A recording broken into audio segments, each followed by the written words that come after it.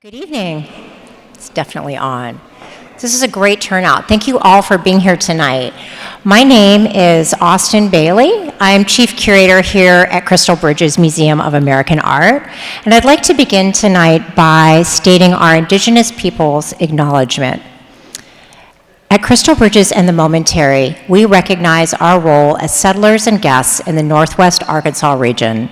We acknowledge the Caddo, the Quapaw, and the Osage, as well as the many Indigenous caretakers of this land and water. We appreciate the enduring influence of the vibrant, diverse, and contemporary cultures of Indigenous peoples. We are conscious of the role in colonization that museums have played. As cultural institutions, we have a responsibility to engage in the dismantling of historic and systemic invisibility of Indigenous peoples, past, present, and future. We choose to intentionally hold ourselves accountable to appropriate conversation, representation, connection, and education to facilitate a space of measurable change.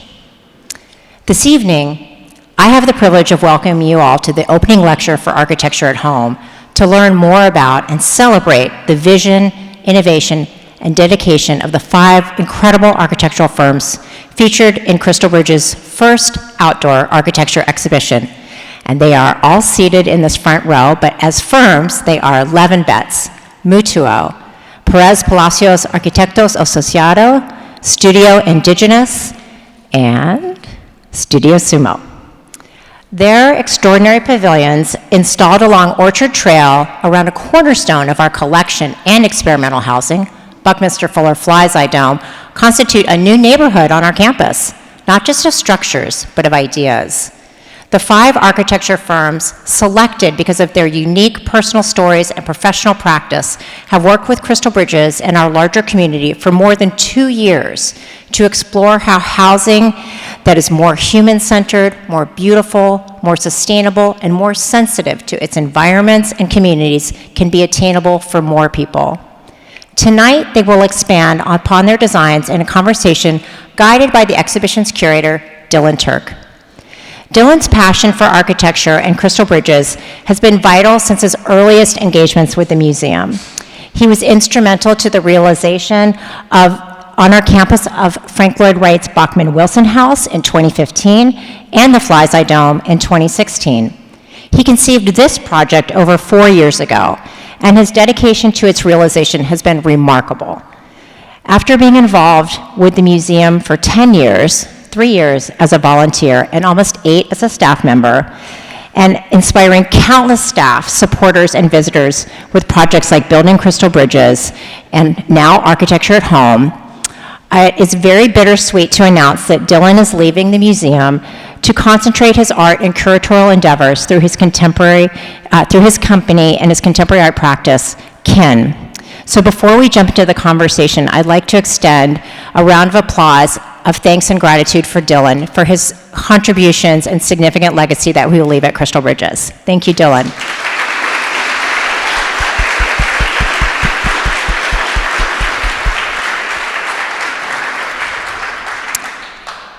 I also want to express gratitude not only to Dylan, but to the many others who have made this evening possible, to our sponsors for their continued enthusiasm and support of our programs. Their names are all listed here. We have so many generous supporters. To our members, our volunteers who make everything we do here possible, and of course to all of you here tonight, thank you for spending your evening with us and for your commitment to architecture at Crystal Bridges. Please join me in recognizing this wonderful support.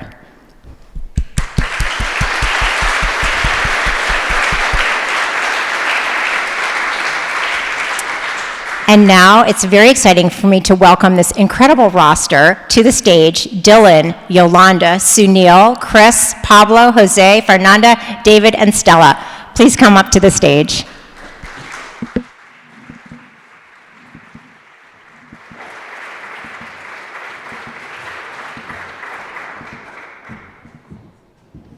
Good evening, everybody. Thank you so much for being here. I see a bunch of friends out there. Will you two share and pass one down? Well, everybody's here. Sunil just landed a couple of hours ago. Thank you so much. If you haven't checked out the exhibition, it's on Orchard Trail. Please do so after the lecture tonight and the conversation. We have a lot to talk about because what I've learned during this exhibition, which really started out of looking around and seeing the need for housing to be acknowledged in an interesting way, and a changing community that could develop and grow with consideration, and could develop and grow by changing the process of how we get to where we are in terms of housing. What has come out of it is an amazing exhibition of deeply personal stories, pulled on all of the lives and concepts and ideas of everybody sitting up here today. We could talk for hours, each one of these people could, and so we're going to be brief and really hit on some central ideas. You will notice that there are slides playing behind us. They're not going to be connected to what we're talking about specifically, but you will see elements of each firm's concept and kind of what got them to where they are playing behind us. I first want to just kick us off. We're just going to jump right in with Studio Sumo, Yolanda and Sunil. And here they are right in the middle. But what I wanted to know, if you haven't seen their structure, it's this beautiful set in the woods, these kind of totems that run through the trees. And there's this form of the house that you see as you approach, but as you get closer, you've imbued this incredible timeline of the movement of people, specifically African American and indigenous people, specifically in Northwest Arkansas land. And I'm really curious about how you reckon with and the relationship between this timeline from 1750 to 2050 with the other things that you've laser cut into the structure, the domestic space and these kind of components. So if you could talk to me a little bit about how those things come together and how you reckon the past with the future.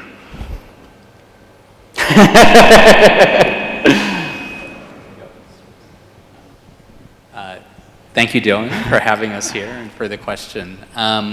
So as we conceived of this project as a prototype for affordable housing, we began by thinking about it in two ways. And one was in this sort of dialogue between what we called a totem and a component. And so what we built in the woods were basically totems, or something that you might encounter walking through the forest, whether it's the leftover chimney from an old house or a remnant of past occupation, so to speak.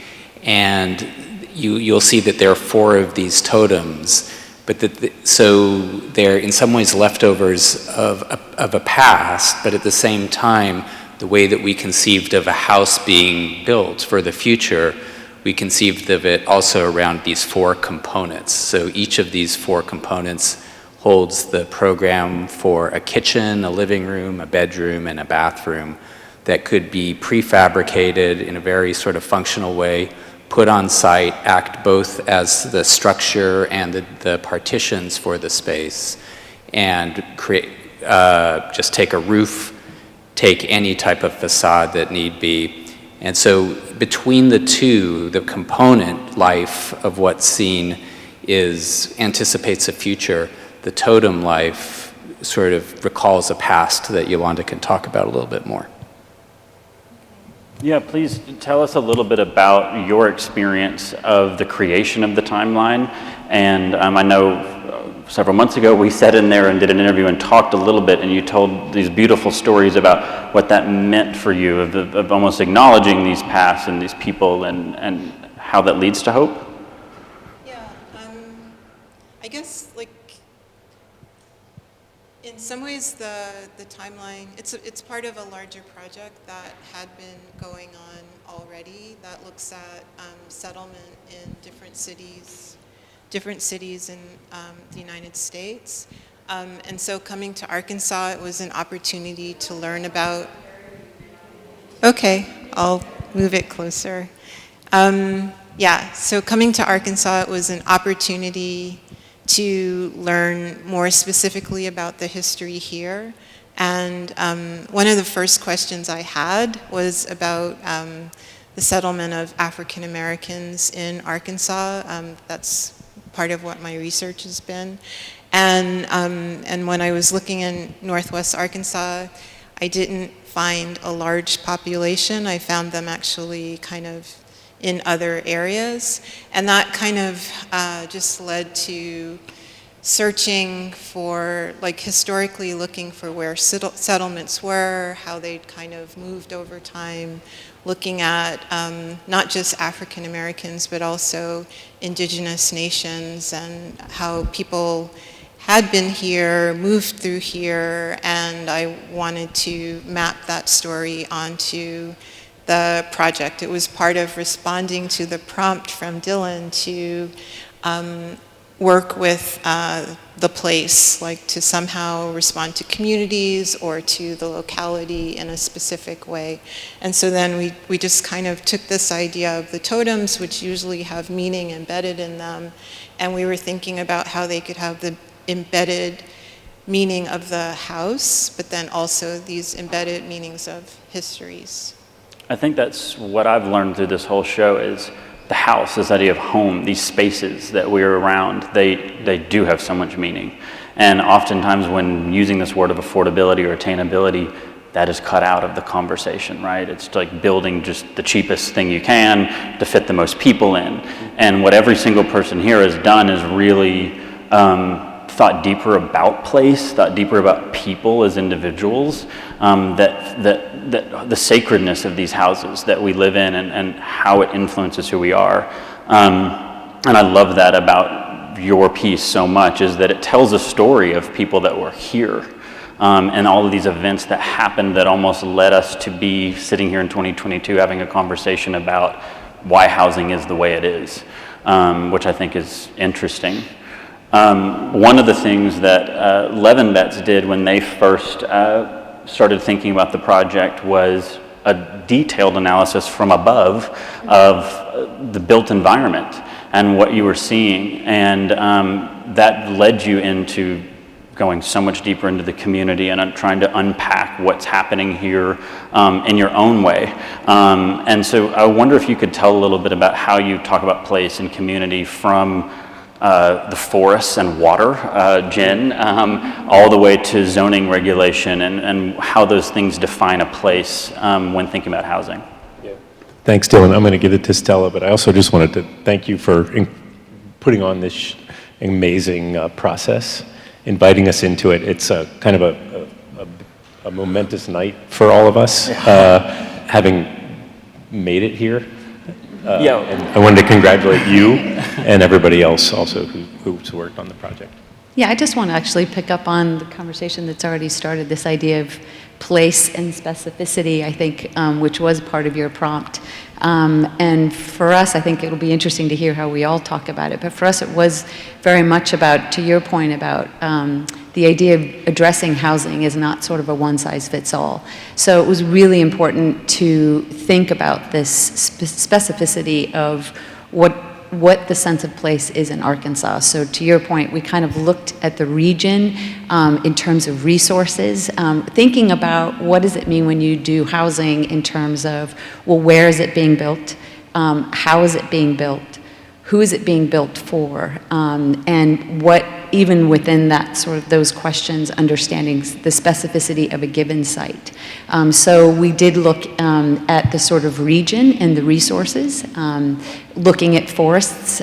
We looked at zoning and understanding within Bentonville, really kind of doing a deep dive into how the city was planned and understanding how residential neighborhoods and their lots and the opportunities for single-family homes or more density. Yeah.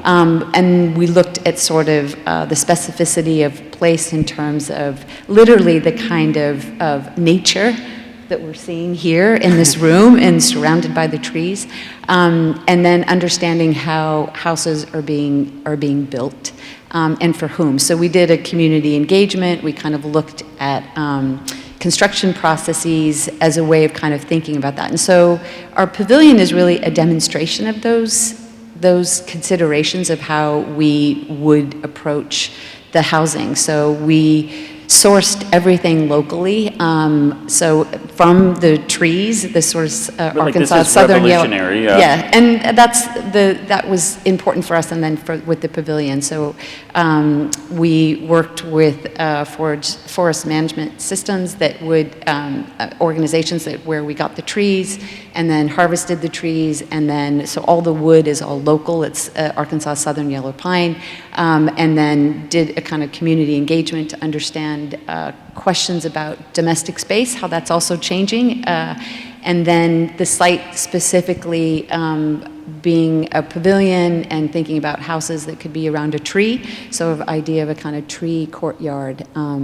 And so this idea of site and place was something that was really important as a way of thinking about, as we address these issues of housing, how do we take each place in consideration and understand the community and who it's for? I don't know, do you want to add anything? Yeah, I'm curious, like, how do you take that and then, like, build a city? You know, build a community where people live.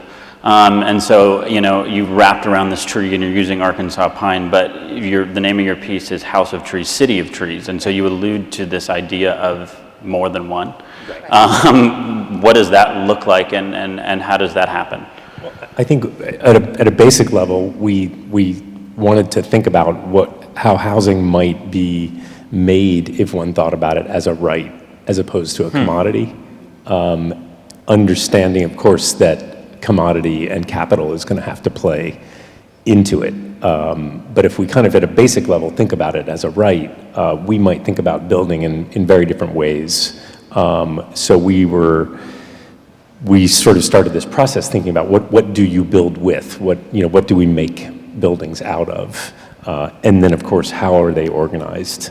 And how is one conscious of nature immediately? And there is the tree in the middle, or the courtyard, that also then fosters natural ventilation in the house through different aperture strategies, which is such an important part of the design of the project. As well as how do we understand where the material comes from and where the forests are, and then building these houses out of mass timber, which also then has larger implications in terms of individual health, psychological health within timber structures, which have been sort of studied scientifically, as well as planetary health.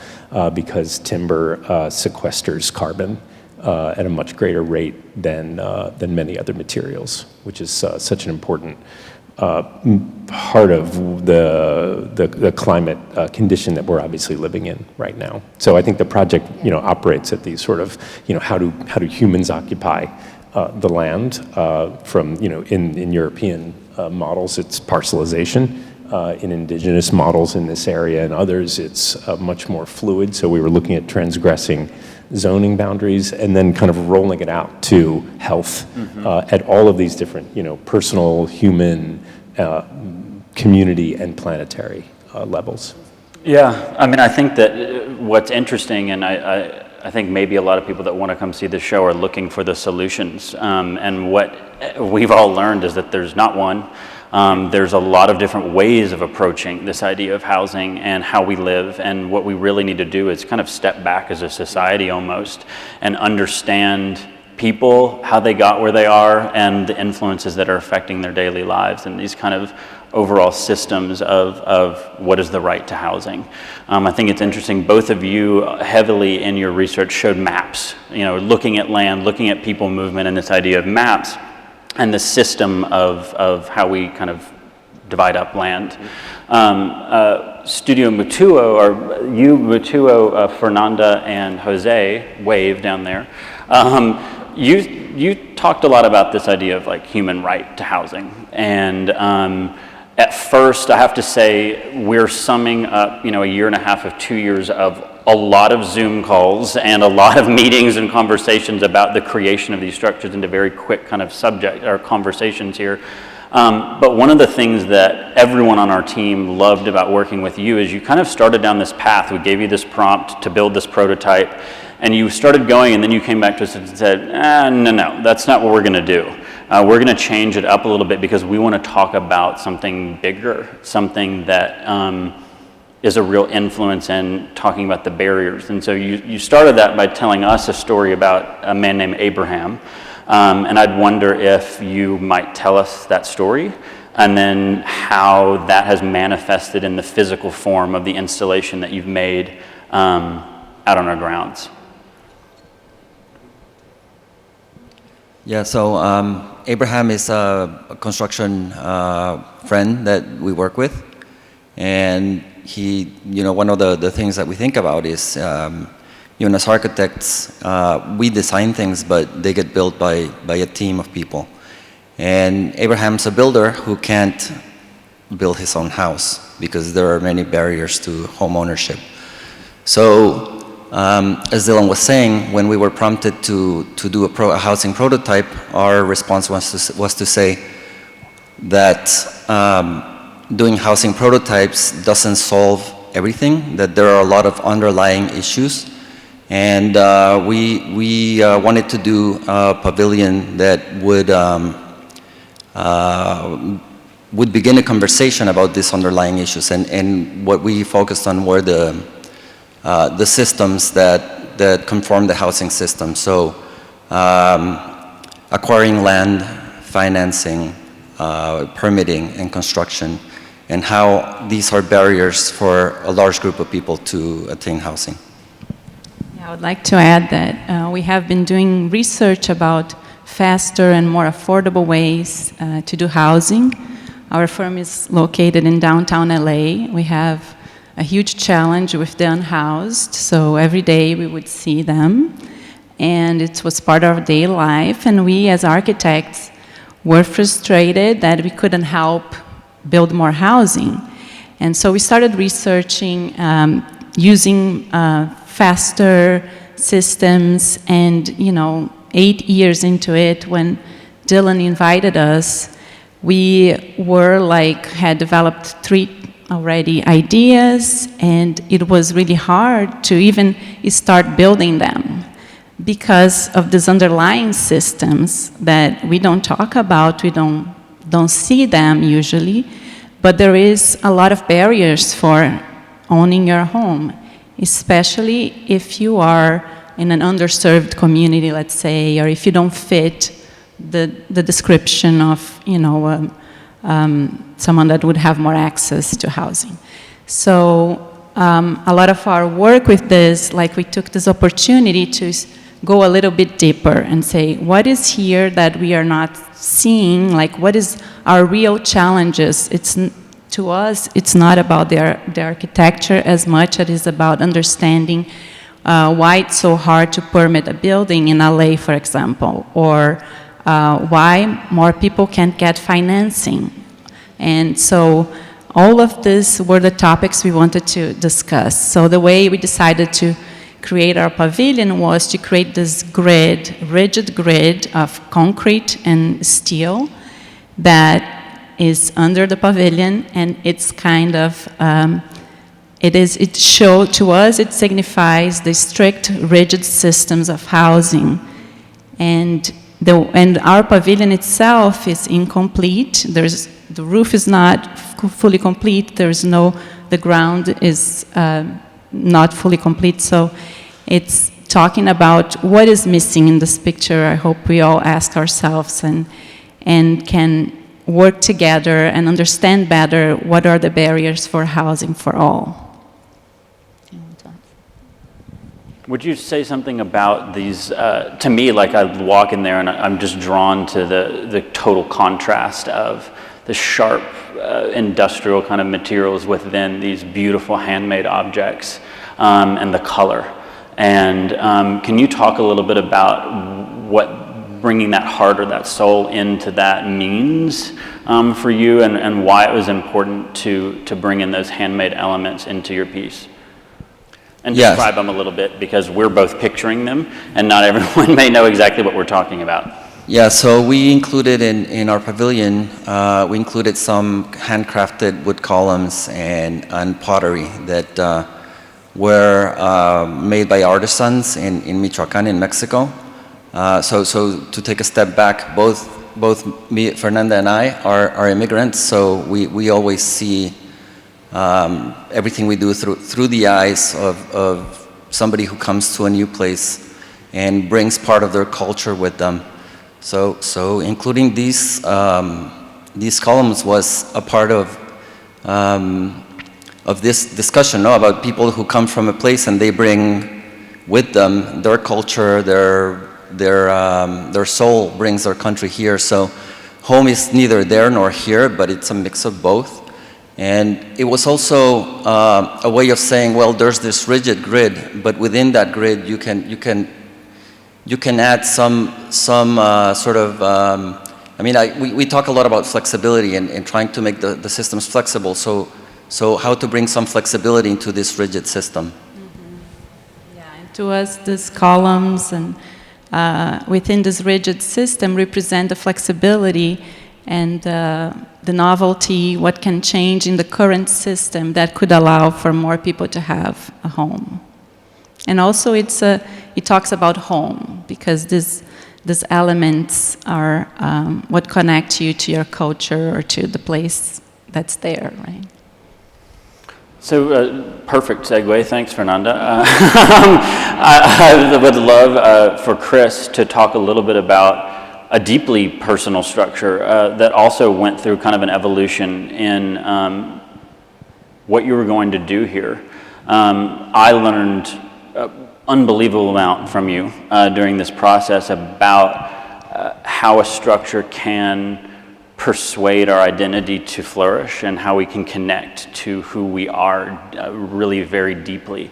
Yet the barriers of being in a system where the government has oppressed you through the housing that has been provided. So I'd wonder if you could tell a little bit about maybe the name of your piece and where that came from, and then what it means for indigeneity. How do you build a house for an indigenous person, and what is that like? Sure. Mine's really based on the fact that I grew up in a HUD house on the Oneida Reservation in Wisconsin.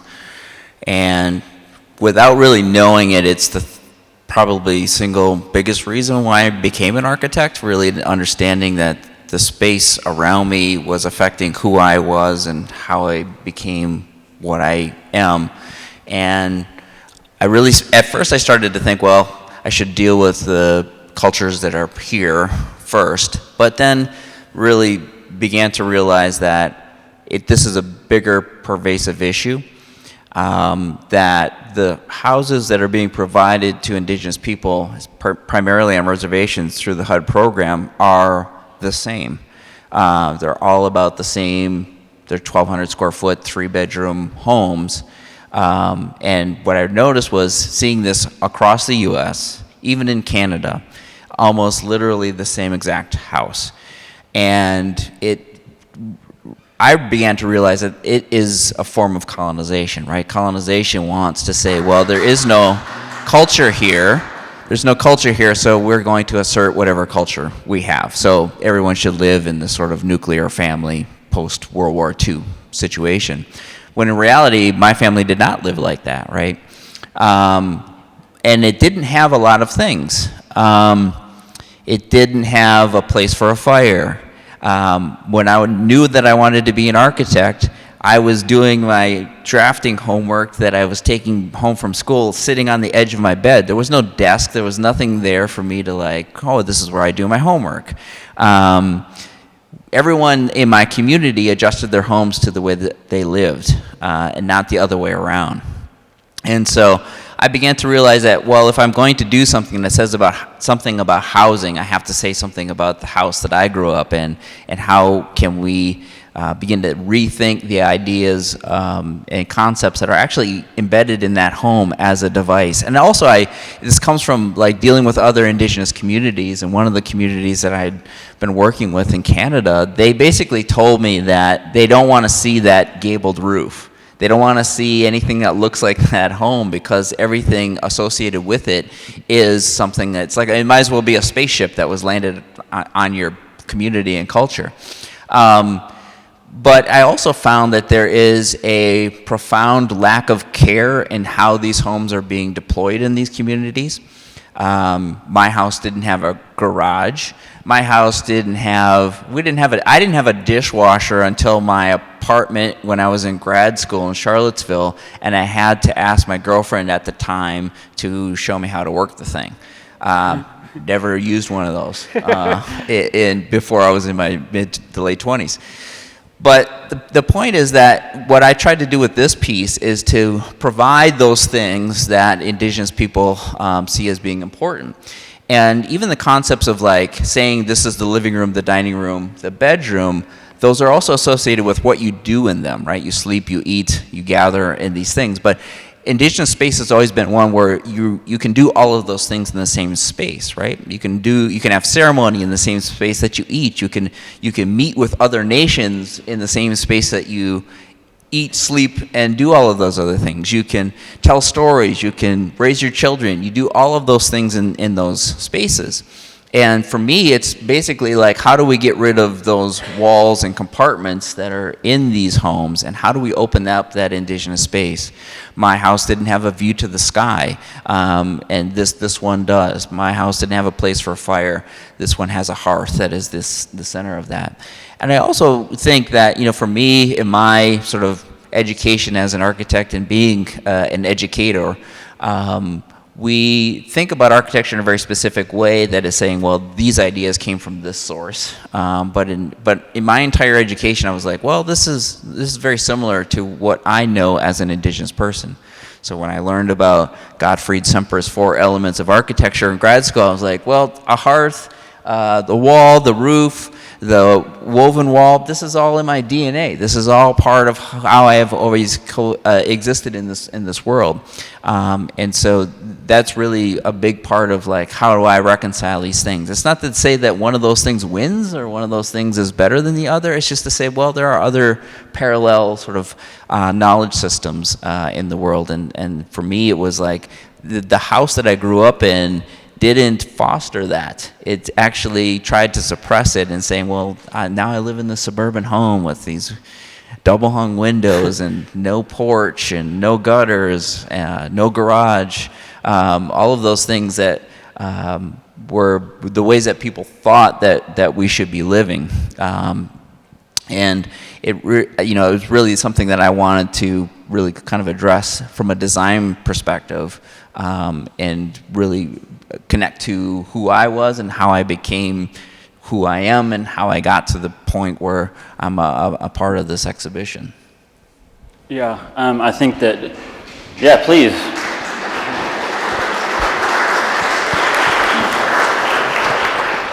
What I love is sitting here and thinking about all of you having completely different points of view about what you're trying to say, and that is the world, right? I mean, so many times we've seen the exhibitions, we've read the articles, we've seen the programs where people say, and here are all the solutions for housing, and as Pablo, we talk about, they're windowless hallways that you lose complete identity to where you are. And so I think it's really interesting that right here on one small little sliver of grass, in the same place, people from all over designed very, very different structures and ideas. And it's not to challenge each other, even though I think we can all learn from each other, but really to say, like, look at this, people. Like, these people could live here. There are people that live here that have these ideas. There are people that live here that are not even represented today on the stage. And I think that's really important to acknowledge. One of the funniest things is most everyone here is from a bigger city than we currently are in. And especially when you think about the woods and the kind of rural nature of the exhibition site. And to me, I go to Pablo so much, who lives in Mexico City, working in this incredibly large space, one of the largest cities in the world. And how your piece is not what I would think at all someone who works in a city would make, because it's completely about openness and boundarylessness with nature. So much so that Pablo, during the landscaping process, tells us, no, that's too landscaped. Bring in seeds, bring in plantings. I want weeds to grow here, water this so that it becomes almost overtaken and overrun by the forest.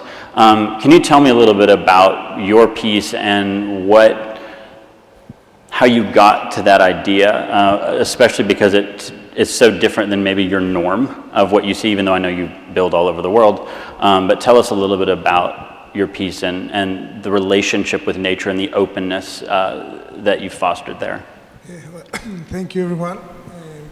Yes, I think when we first got the invitation, it was really to raise a question. I mean, I'm, as Dylan said, based in Mexico City, where Mexicans were used to solve things with very little resources. So, and we've been researching on social housing a lot, and it was literally something that came to us when they asked us to do something here that we didn't know the place, we didn't know how the surroundings were or anything. Instead of trying to do what we normally do, instead we raised question about what a home is, and we decided that a home today has a lack of primitive values that should be brought back to every housing project, and that is bringing back light, proportions, and especially taking a lot of influence or a lot of importance on what is not built. I mean, the built environment is taking over nature, and people are struggling for an exterior space or a balcony or a patio or a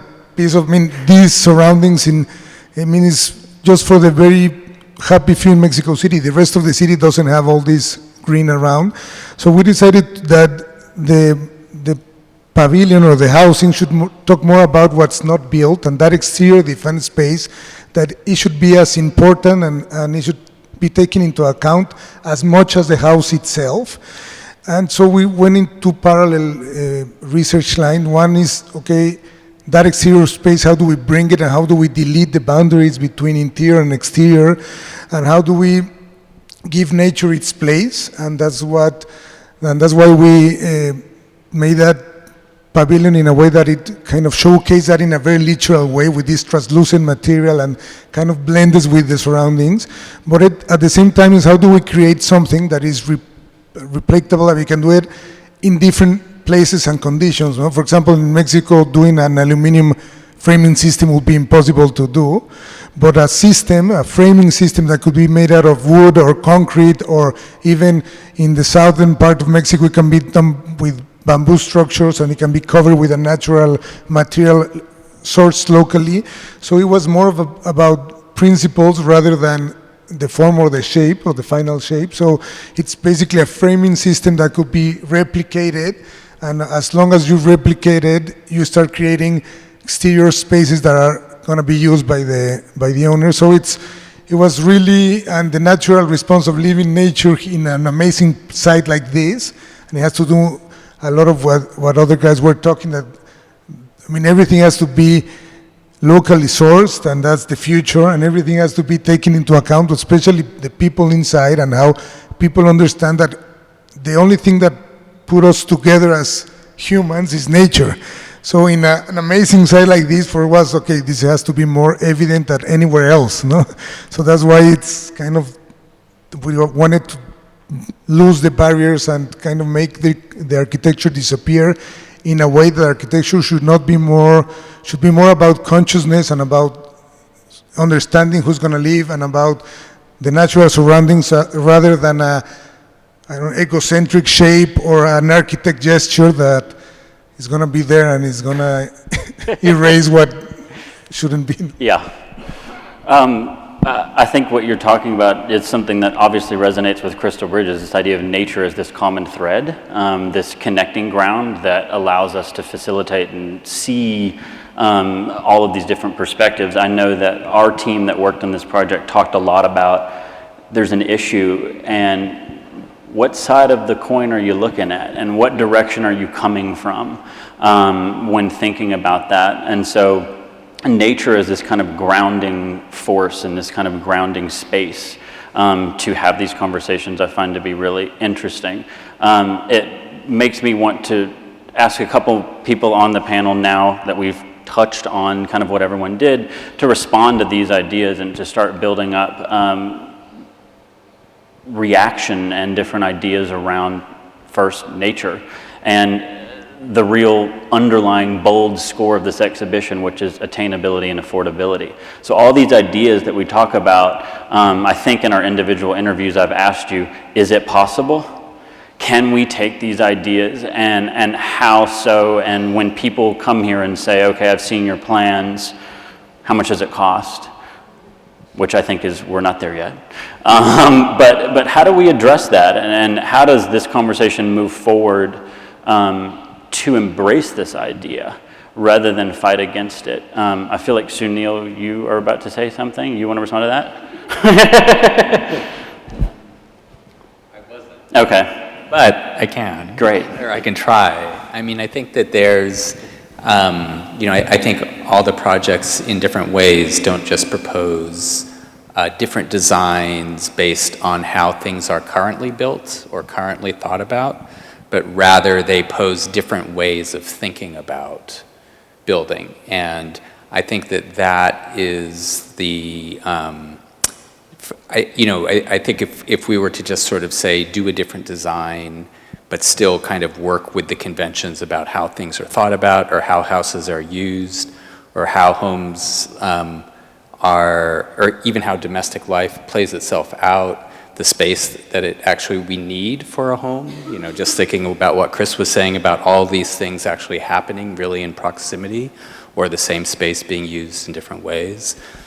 Those, I think, all have to be reconsidered before we get to then this kind of question about affordability, because I think that in some ways the market has already figured out how things are made cheaply and affordable, and we end up with what we have. And so to me, I think that there's that really kind of reconsidering what it means to be in a home and how homes, both just how they're used and how systems that build them as well.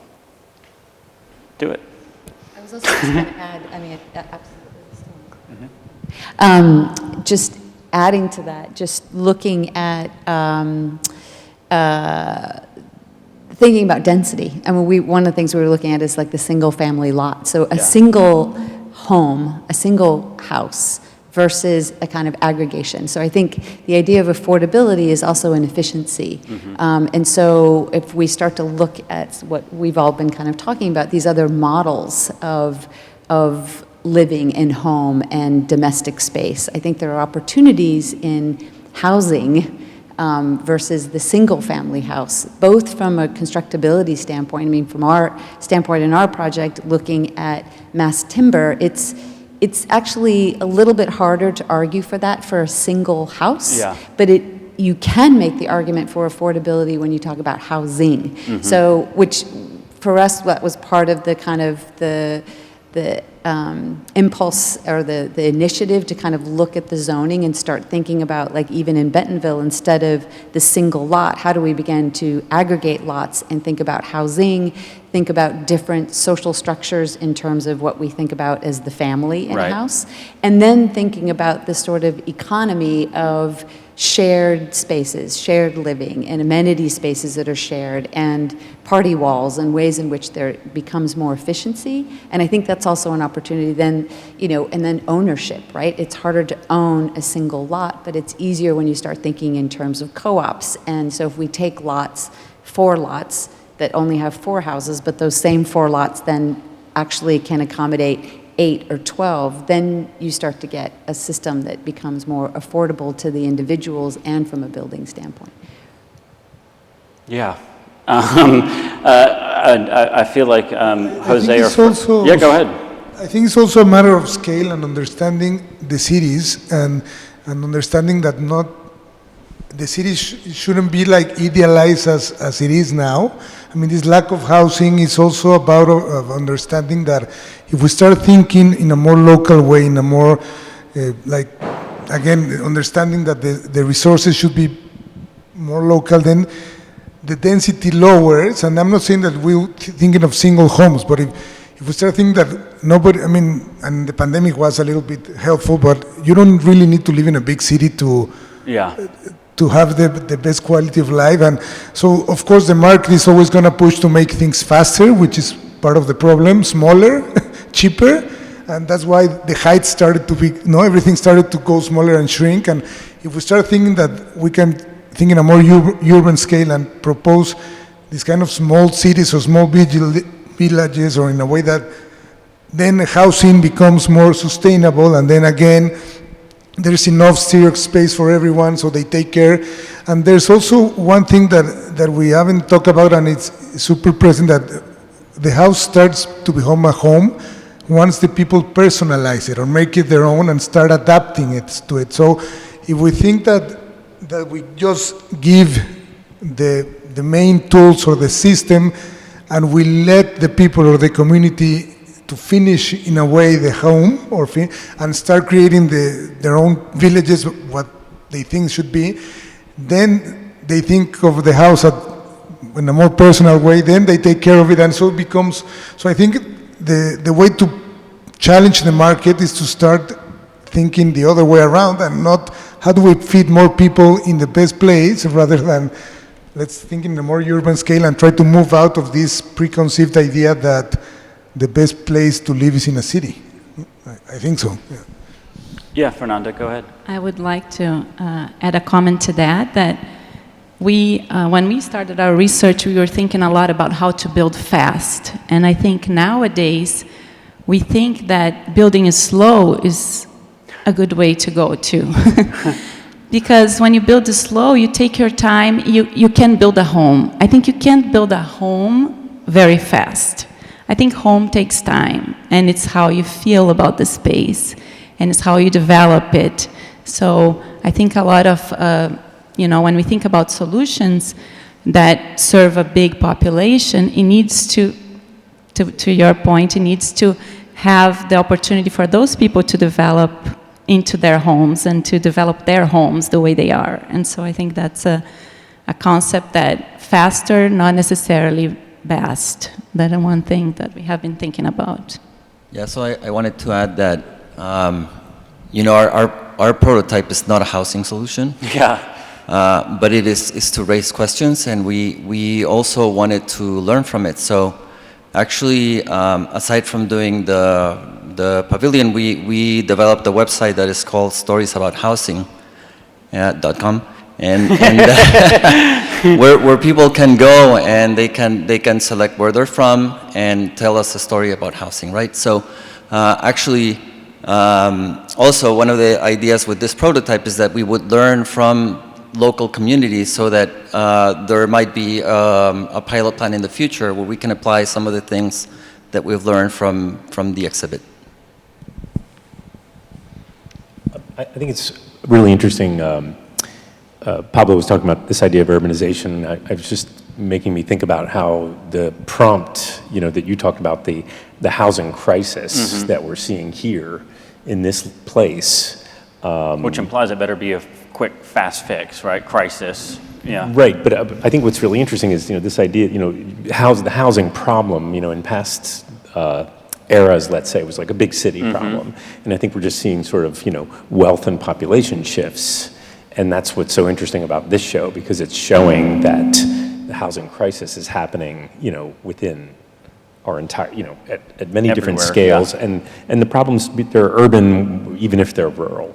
Workforce housing, it ain't coming cheap. Exactly. And so there are these economic pressures that I think are then kicking up these issues of, the sort of the urban occurring at these different scales. And I think the show is showing that this is happening right here, right now. And the solutions aren't going to be like, housing towers, let's say. It's not housing the way it has been thought of. Well, it's that now, thing that we were talking We need to think differently about about housing at these other scales. It's that thing that we were talking about, actually standing in front of the Titus Kafar, right? You use this thing about workforce housing. Like, what is the real cost? Like, that word workforce, and where does that come from? And so now you have to apply, that means you're working somewhere else to be able to get access to this thing. And so, like, what is it really being built on? And I think that's really interesting. Chris was telling us this story earlier about that, and actually how housing was built through the HUD program of force work. If you want to flip it around a little bit. Yeah, a lot of the houses in my own community were built through this like sweat equity program where it was like people by building the homes were promised that they would be able to purchase those homes or buy them at a reduced cost, but that didn't really happen. What happened was the HUD, comes in, owns the home, and then rents it back to the community through subsidizing the home. And I think that that was a problem in the 70s. That's in the Yeah. 80s when I grew up. The crisis right now is that a house has always been the sort of foundation of building middle class wealth. And now the middle class can't even afford to buy a home. Yeah. Anyone, anywhere in the U.S. That is a crisis, I think, that we really need to think about. That all of the systems that are in place for that to happen have been set up so that it excludes people that don't have wealth and includes the people that do. And for me, as an indigenous person, and even in my own community, it's difficult to begin to understand the values of the reservation as a thing that is valuable and highly valuable, and that our own sovereignty is valuable, meaning that we're seen as an independent nation. So my community, if I build a house on the reservation, I don't actually need to follow any building code. Just don't. They voluntarily do. I don't need to follow any sort of mortgage company backing any of that, but they do. And I don't understand why, at this, Why at they this do. moment, why they do it.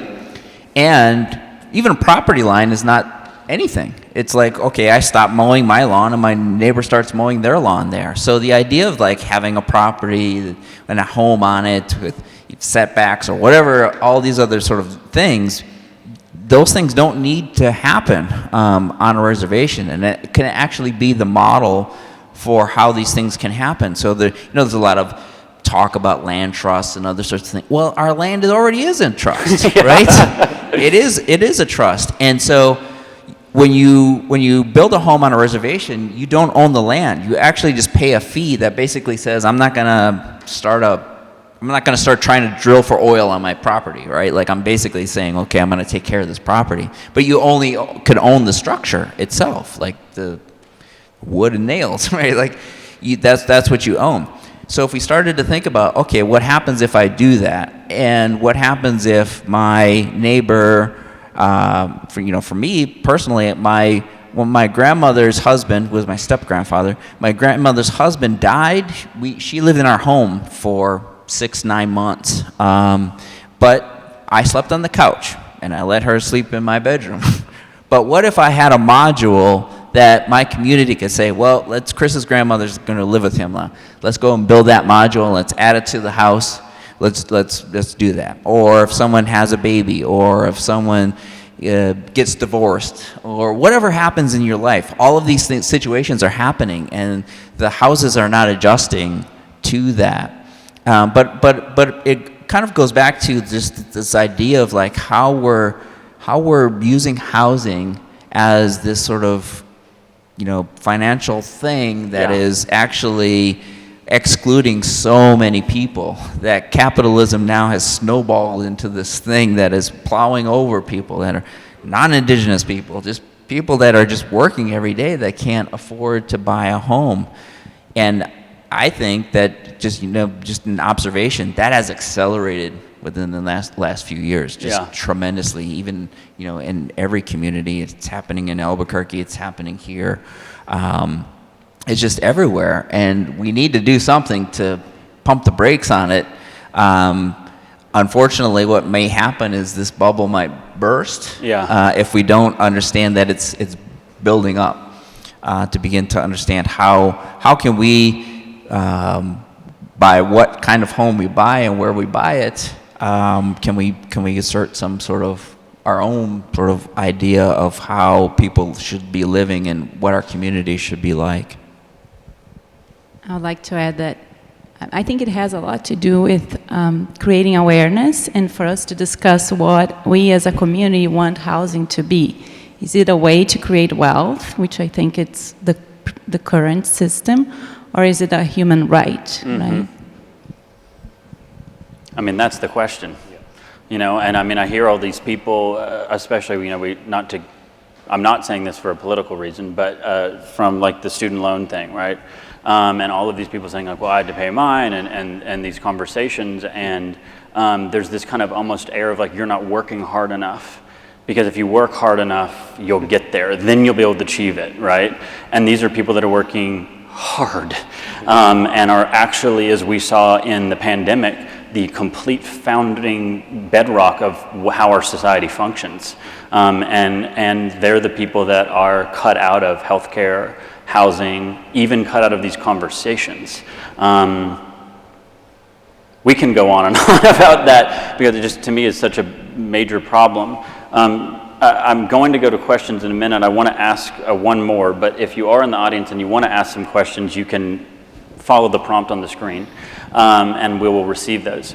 But you mentioned, Chris, this idea of like your grandmother coming in and your house kind of needing to expand, and that reminds me of a conversation and kind of what you were thinking about of like how can these communities adjust and it not be, okay, I need to sell my house now and relocate and do all this thing, but how can communities actually, very much like the sustainable forest, right? Like how can the community respond to and be a healthy ecosystem through that movement of generations and the people that live there? If you could talk a little bit about that. Yeah. Well, I think this begins with this. For us, I think we're interested in looking at the systems of the way it's constructed, going all the way back to, as Stella was talking about, this sort of intense locality, and then up through building systems and understanding, when putting something together, perhaps in a different way, modularization, building at scale, but also creating, maybe adjustment can also be thought of kind of at a basic level of thinking about the establishment of the community around, let's say, different ways of thinking of parcelization or different ways of thinking of the relationship of community to itself within a city, within a block, within a series of lots that perhaps are not just parcelized like that, so that movement is more fluid across the structures that we live in. Through the conception of those structures and the conception of the ground at which they're on, or the trees that happen to be within these, the inner workings of the lots and blocks. So I think that's kind of like, if we think about the system of building and the system of community making at a basic level, I think it can address these issues that you're talking about.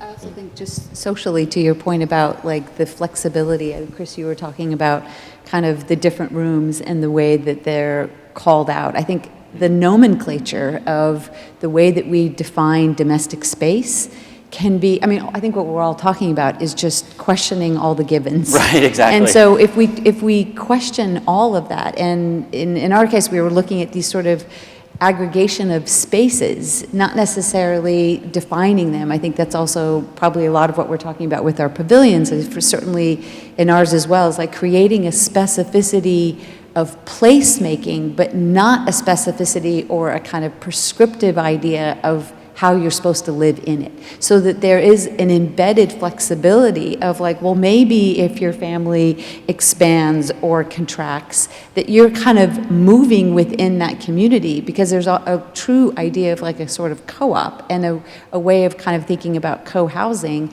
that could actually accommodate a lot of that expansion and contraction. And I think if we move away from boundaries and properties and the nomenclature of how we define space, I think it's liberating then, and I think we can start to think about other ways of living and how we define home. Go ahead, Pablo. I see you. And adding to that, I think it's that flexibility or that openness, and that's part of our title, this idea of infinite openness. Yeah. It really allows, we learn in Mexico 90% of the housing is self-built, and it's literally the way they understand, and that's why there's maximum 2 stories, and it's literally a very like straight way of understanding housing, but at the same time, you find these amazing accidents or situations that's exactly what you're talking about. This idea of openness and flexibility, and then the house at some point can become a pharmacy or can become the store in the neighborhood that sells whatever, or there's a lack of. So that if we look into how things are done without architects in a more like one-to-one and a very responsive and in immediate need of doing things, then you erase all the boundaries, you erase even of course, I think it would be better if it's done by architects, but it would really even erase this idea of preconceived what the house should be, how the spaces should be defined, because in Mexico we have that all the time. I mean, the example of your grandmother, that's every day, and the house could house, at some point it would be 2 persons, and then it could be 8, and then it could be becoming, I don't know, a place to work or a place to do craftsmanship. So that idea of openness and flexibility should be not only in a single unit, it should be thought in a system. The system should be something that erases all those things, and how we manage to match that with the financial world that we live in is this the complexity of how developers or how the system is. I mean, the only way I believe is possible is that we start reducing the idea of the value of the house as an asset of who you are and how you. No, I have a bigger house and I have a bigger car and and I'm more wealthy. Once you start thinking in a longer term, in a larger scale, you understand that what really can make this sustainable in a very long term is an open system and you take care of your neighbor and your neighbor takes care of you, and at some point you might be inviting your neighbor to live in your home. So that would be something that it's really, I don't know, it's just a question that I really don't know how we can match those things, how the system could start thinking of housing issues not as a financial problem rather than and for me the only kind of light at the end of the tunnel is don't look at the major cities, forget about it and start thinking of doing very, very a large amount of small villages all around so people don't fight for that exterior space. I have other questions, but we're receiving a lot of good questions from the audience, and so I think that I'm going to pose some of these into the group. And again, a lot of them really apply to everybody, and so I'll kind of put them out there, but I'm curious to know if something comes up and you want to talk about it, just make that known. Somebody asked a little bit about, Chris tells the story of his early life and how it influenced his passion for architecture. And I don't think maybe at that moment you knew I want to do all these things, but right, it was this kind of trigger. I'm interested, and I'm going to ask Yolanda, who you wrapped your structure with this timeline of looking at all of these people past and looking at these moments and these events that happened that shaped who we are. And how was your life shaped to be able to get you to think this way, and why did you decide to think about architecture and how we're living? I think similar to Chris, well, I was just thinking, like, as everyone was speaking, that, there isn't one housing crisis, there are multiple housing crises, and that there are different kind of challenges to housing, right? So not everyone actually gets to initiate and construct the homes that they live in. Sometimes it's actually an imposition. You might be in an environment where there are buildings, there are houses, but it's not at all responding to your reality or your identity. And so I think there are these like multiple kind of modes and multiple crises. And so I think for myself in architecture, it was a discipline where I didn't see my reality reflected. And I basically had to go outside of architecture into other fields where they question, the spaces you live in, or they question the world we live in, they question existence to be able to think about what it means as an architect to build spaces and to make them maybe accessible to more people. And so I think, that's how I got to this point of asking the questions that are asked in the installation. So yeah, I think like similar to what Chris was saying, the architecture that, I grew up in a house. It was my family's house, but I think in the community, there wasn't a lot of, what do you call it, ability to kind of shape the community in the way that you wanted. And so I think that's, part of my project is actually trying to show the struggle to make community when it's kind of alienating around you, but it exists, and I want people to understand that there is movement to make community. There have been settlements in Northwest Arkansas. There's a history of expulsions where there were settlements of African Americans. There were more indigenous people who were here in 1800s, 1700s, and are like no longer here, but we look and we don't see them, but it's not because they actually didn't exist here at some time before. And so I think it's important for young people to understand that there were these struggles, and that they can kind of operate from that. It can give them pride, it can give them just knowledge of who they are and knowledge of the world that they don't actually have, that they don't see reflected around them. So that's like one of the things that's motivated me. Do you think that, and this is building but a question, do you think that there is a process that's achievable to bridge this gap, to make housing reflect people who live in spaces, and and other people can chime in here, but that respond to the needs and the desires and the identities and the histories of individuals? Is there a way to get there? And I know that's the big question, but what are your thoughts?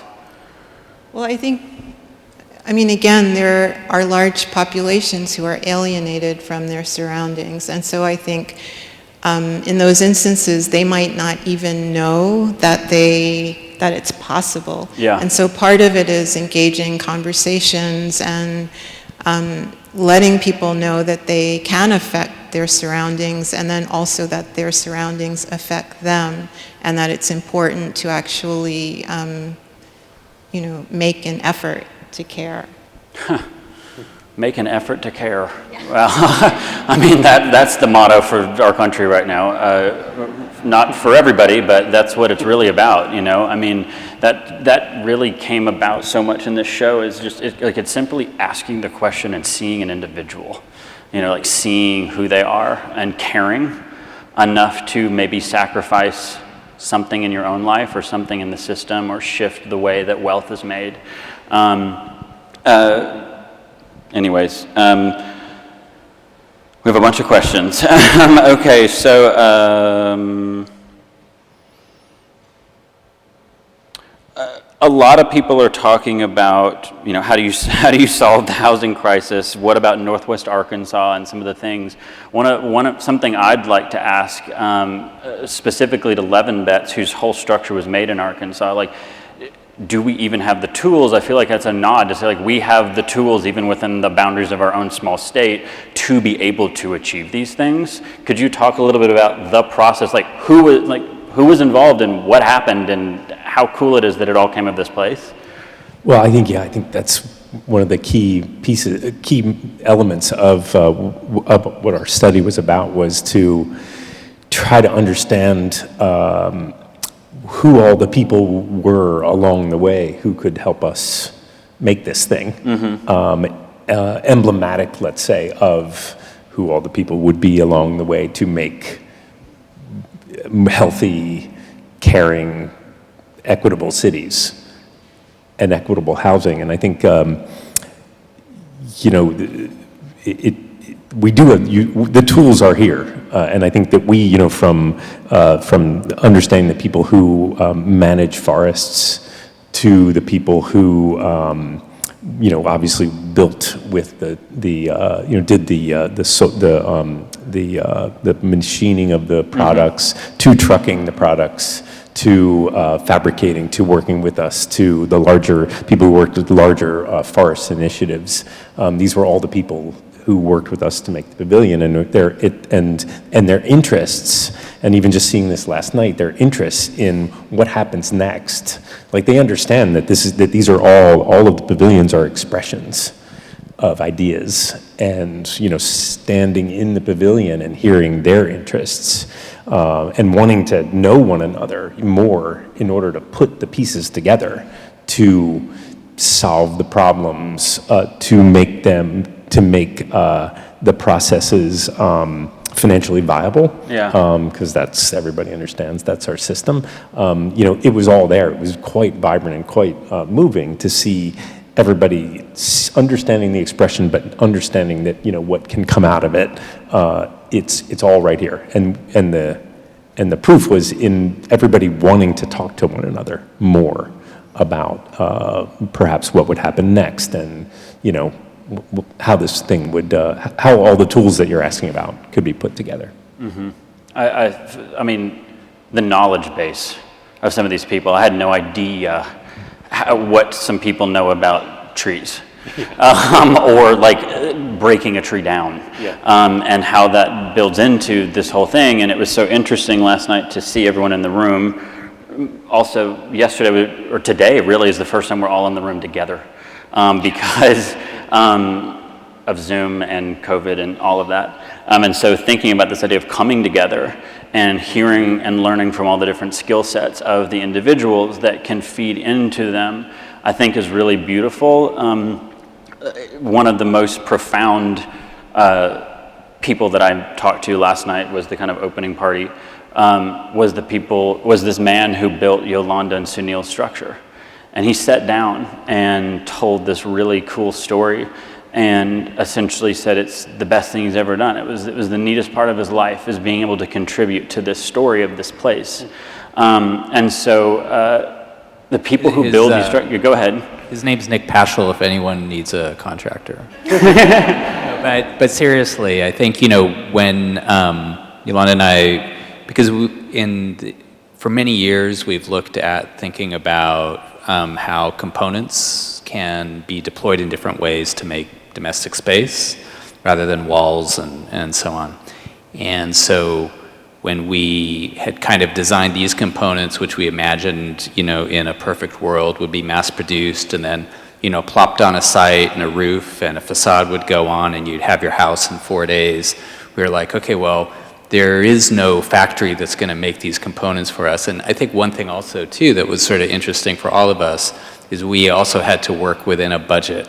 And so that kind of put its own kind of like pressures on us to think about affordability, not just as a concept, but for ourselves to figure out, okay, well, how do we make these things affordable? And so we got super lucky speaking with a local architect who's a friend who recommended. Actually, Nick's father had a company and his dad had unfortunately recently passed away. And so Nick is now just kind of taken over the company. But we thought, okay, well, we'll make this very low-tech, stick-built version of something that we imagined to be much more high-tech as the component. But then, because of Nick's just sort of artistry and because of how it came out, as Yolanda and I were then like doing the drawings afterwards of what the ideal house would be, instead of making these high-tech components, we started drawing the thing that got built as the components because it would be so much cooler than having, you know, something made, you know, 3D printed in a factory. So I think that was for us, you know, we just got super lucky with Nick, but that kind of relationship between what is here in terms of a process of making, even with kind of conventional ways of making, but begin to tweak those conventional ways to make something that is much more unusual and perhaps like artistic as, say, a foundation for a different way of thinking about how a house as a whole could be built was really, I think, extraordinarily lucky for us. And I'd like to jump here because, you know, we are designers, but we rely on teams of people that make things happen. And I actually, Guillermo, who came from LA to put our structure together, and it's not just labor, but really teaching us how to do certain things that we don't know how to do, and figuring out and resolving any issues that come up along the way. So, you know, I think that we always need to be very aware and thank the people that make our designs happen. Yeah, because it's really a team of people, not only architects, right? We design with them many times. So, thanks, Guillermo. Yeah, Guillermo, raise your hand. Somebody asked a question about, do you think there is or should be a limit to customization? And where is that boundary? And I think everyone's walking that line here, but any thoughts that come up from anyone on the panel? Why would there be a limit? Great, that's what I was hoping. I'm just wondering, I mean, in our project, we're thinking that, you know, it's made of these components which could be customized, but in a way, customization is where we commonly think of individualization, right? And so we wouldn't necessarily, I guess, in terms of efficiencies and costs, you would want to limit it. But in terms of, you know, expression and flexibility and use and growth, you wouldn't want to limit it. So. Yeah, I think there should be no limits. But I also just think just seeing the group of people here and the group of projects that have come out of this show, you know, it really is about the design of possibilities. And the design of design. I mean, it's been so fascinating to see everybody's aesthetic approaches to the prompt and to building and working with it within constraints, but just seeing everybody's sensibilities coming through. And I think we as architects, this is what we do. We look out for life safety. We house people. We keep people dry and warm and or cool. But we also express, and we express our culture, and we express ourselves. And I think we've seen it in this show, and that's what's so exciting for us is to see. You know, we can call it customization, we can call it design, we can even call it excess. Yeah. A lot of energy goes into Value buildings. engineer it out. But buildings are excess, Yeah. and architecture is excess. And I think that the efficiencies, let's say, that can come through excess are really fascinating, especially when we think about housing and we think about keeping people, let's say, warm and healthy, which are buildings that may be efficient are incredibly unhealthy. Yeah. And so can we create health through excess as well? I love like going from excess to health because like those two things normally in our society don't exist together, but really like that was the thing about the shows, like beauty, art. We're an art museum. Like how can we lean into that, you know, and this idea of beauty, that can we start there rather than starting with the spreadsheet? And how can that actually make houses, I like this word, attainable around this, and sustainable, but sustainable not just environmentally, like sustainable for our health and for our civilizations and for people. So talk a little bit about that. Just really briefly, I was just going to kind of comment on, I love this conversation about customization because to your point, this sort of idea of that being more individualized, and somehow that's like not so much a bad thing, but it has like, I think what's so interesting about all of our approaches is that very individual kind of approach to it. So, but I think this idea of unpacking all these questions is about customization, and it's about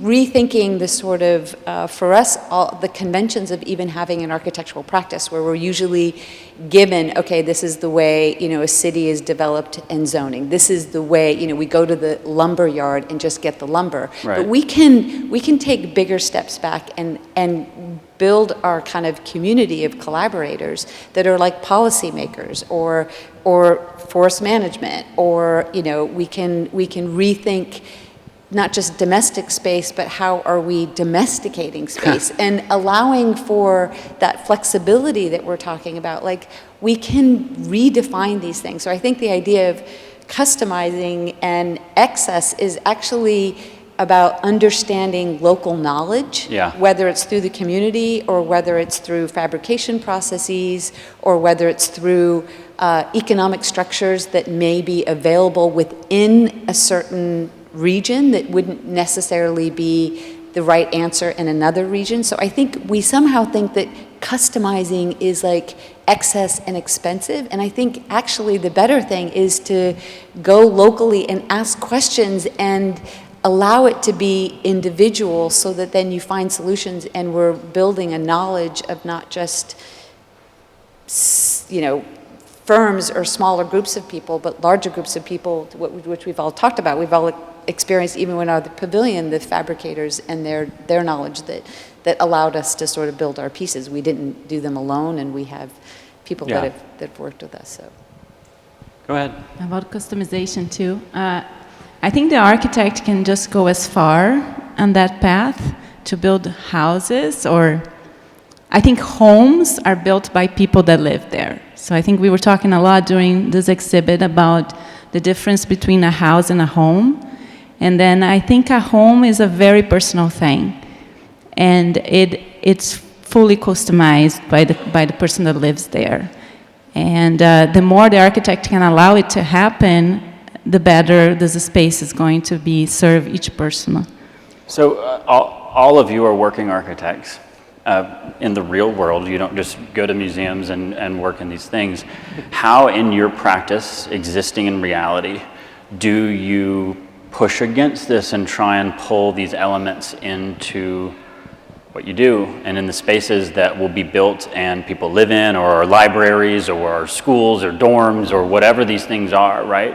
How can you pull in something, and do you, that hopefully nudges us closer to something that we're talking about? Anyone having thoughts about that? I think it's been one of the problems that we're guilty of as architectural educators. I've been trying to get people to stop saying like, oh, this is school and this is the real world. This is what you do in the real world. It's all the real world. Yeah. Right? Like, what we're doing at your desk is the real world. Like, what you're doing on the computer is the real world. And creating these sort of dichotomy, even the customized versus the standardized. Well, show me the standard tree. Yeah. Where are the standard trees on this site? They're all custom. This place has to cost a fortune. These are all custom trees. Like, if we continue to make these sort of like binary things, like this is good, this is bad, this is nature, this is architecture even, or this is culture and this is architecture. No, it's all the same thing. And for me, it's even about like, when I put these animals in the renderings, these are my relatives. Yeah. There's a bear in the house. Is this his house? Is he coming out of this? Is he looking for me? Is it a he or a she? Is the deer going in or coming out? One pause, we're okay.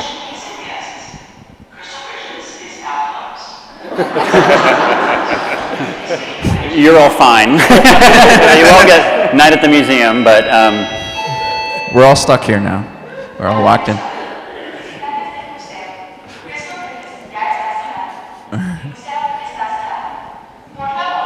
It's 8 o'clock, everybody. Yeah, it's time. It's time for us to go because bears are coming. But what I'm trying to communicate is that if we don't render those things in as visible possibilities, then they won't exist. And this is how, at least I'm trying to teach students how to think about what you're making. What if a deer was living in it? Yeah. Right? Like, But this is the truth, right? Like this building is living within an entire ecosystem that is here right now, right? That's we have to see that. And this is how we should be seeing about examining everything that we do, because it hasn't gotten us to the point where, it's gotten us to this point where like all of the standardization has just consumed resources to a point that we're in a crisis, right? That there's no going back. We can't undo it. We can only try to do better.